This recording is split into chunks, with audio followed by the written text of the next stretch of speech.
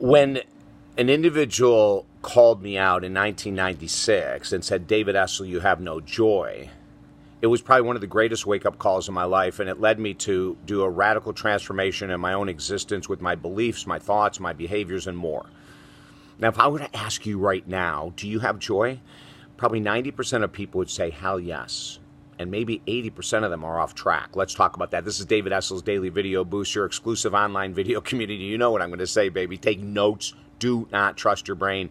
And then do one thing today you'd rather not do, okay? Super crucial. So, 1996, and I write the full story in both of my #1 best-selling books, Positive Thinking Will Never Change Your Life, and Focus, Slay Your Goals. I write a very similar story in both books because it radically changed my life.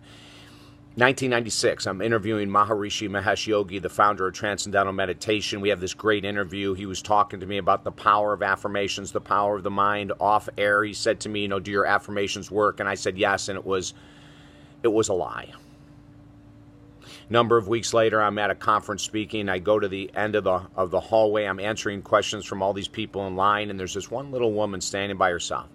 And I get to her, I said, I'm so sorry it's taking me so long. Can I help you? And she says, well, look, I only have 20 minutes. I flew in to interview you specifically, and I've got to fly right back out. And I go, oh, my God, what magazine are you with? I'm not. I'm with Maharishi Mahesh Yogi. You interviewed him 3 weeks ago. I said, I know I did. He was, like, amazing. We sit down and we're talking, and she said, what do you remember from the interview?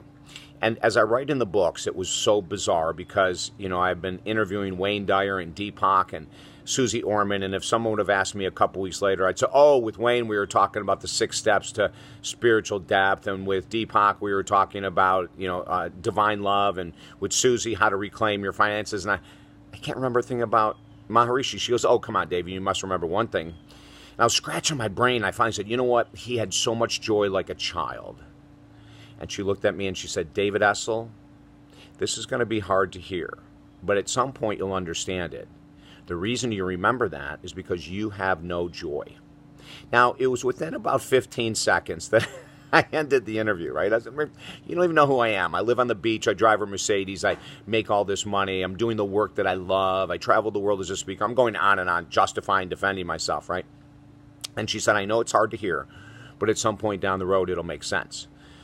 3 weeks later, Tuesday afternoon, 1996, at 2:30, I come back out of a 4-day binge.